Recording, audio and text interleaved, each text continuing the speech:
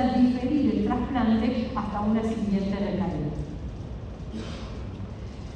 Para el mantenimiento post-trasplante, todos conocemos los datos del estudio ETERA, donde por primera vez conocimos al brentuximab y los datos que hablaban de su mejor performance versus placebo en aquellos pacientes que contaban con algunos factores desfavorables. Sin embargo, hoy sentimos que este estudio resulta un tanto anacrónico, ya que la mayoría de nuestros pacientes que llegan al trasplante es muy probable que hayan recibido brentuximab en alguna línea previa, cosa que no ocurría cuando se diseñó este estudio. Entonces, por eso quiero aprovechar y mostrarles también lo que fue un metaanálisis de experiencia de la vida real, que incluyó más de 1.300 pacientes, en donde, como pueden ver, se distinguió entre pacientes expuestos y no expuestos a brentuximab, y aquellos pacientes que habían sido expuestos a brentuximab en líneas previas, luego del trasplante realizaban también un mantenimiento con brentuximab, y la sobrevida libre de progresión y la sobrevida global fue mayor para los pacientes que habían sido previamente expuestos que para aquellos que no. Reconociendo así que entonces sigue teniendo un lugar el brentuximab en mantenimiento, incluso en aquellos pacientes que habían sido expuestos de acuerdo a resultados de la vida real.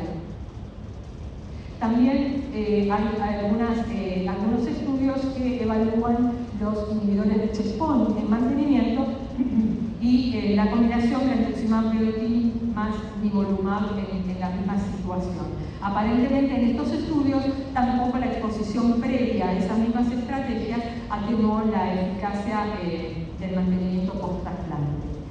La recaída post-trasplante es un escenario muy desalentador, hay muy pocas expectativas de curación. En forma muy infrecuente, si la recaída es localizada, podemos considerar la radioterapia. Si la recaída es sistémica, pensar en repetir el tratamiento con inhibidores del checkpoint o brentuximab si no lo realizaron previamente los pacientes, o si lo realizaron y tuvieron buena respuesta. En aquellos jóvenes, por supuesto, considerar, en caso de alcanzar la respuesta completa o parcial, trasplante alogénico. Y un concepto relativamente novedoso, que es el de los pacientes triple refractarios, aquellos pacientes refractarios a brentuximab, refractarios a inhibidores de checkpoint y recaídos post-trasplante, constituyen realmente una necesidad insatisfecha al día de la fecha con algunos tratamientos más de tipo paliativos o de control de enfermedad. Para aquellos pacientes no elegibles para trasplante, solamente mencionar que hubo resultados de estudios en donde se intentó la opción de hacer brentuximab en monoterapia, en el escenario de recaídos estamos hablando, y el estudio que todos recordamos, el INOX 087, que exclusivamente tenía una cohorte para pacientes inelegibles para trasplante, sin embargo, era para pacientes que eran inelegibles más por quimiorrefractariedad que por edad.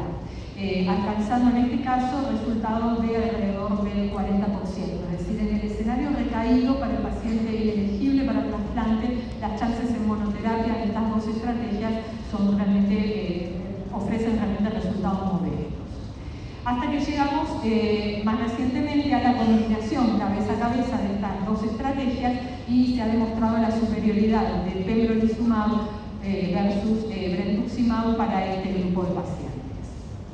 Por último, digamos, y para dejarles un pantallazo de la complejidad que representan todos los nuevos tratamientos y las nuevas combinaciones, pueden ver ustedes combinaciones con pembrolizumab, combinaciones entre diferentes inhibidores de checkpoint como nivolumab y ipilimumab, combinaciones con anticuerpos monoclonales, el anti-CD25 como camrelizumab, y, por qué no, también en esta patología los datos recientes de estrategias como los CAR-T, los CD30 CAR-T. Todos ellos están en fase muy preliminar, fueron incluidos muy poquitos pacientes, pero parecen ser estrategias bastante prometedoras. Como conclusiones, entonces, me gustaría dejar estos mensajes. Por supuesto, creo que las estrategias más efectivas de primera línea van a llevar a disminuir el número de pacientes recaídos refractarios y también el número de trasplantes para el linfoma de Hodgkin en el futuro. La quimioterapia, como dije, sigue siendo a la fecha la estrategia aprobada para el primer rescate en pacientes candidatos a TAMO, pero sería interesante validar en fase 3 otras combinaciones de brentuximab o de inhibidores del checkpoint con quimioterapia. El rol del brentuximab en consolidación post-trasplante sigue siendo una estrategia vigente y validada en pacientes previamente expuestos por evidencia de la vida real. Y el pembrolizumab, falta otra más, el pembrolizumab debería considerarse la opción preferida para aquellos pacientes con linfoma de Hodgkin recaído refractario, post-trasplante o inelegible para trasplante. Y por último, y creo que vamos a seguir conversando en la sesión de preguntas y respuestas, muy probablemente haya nuevas combinaciones libres de quimioterapia que puedan parecernos prometedoras. Habrá que considerar también su toxicidad.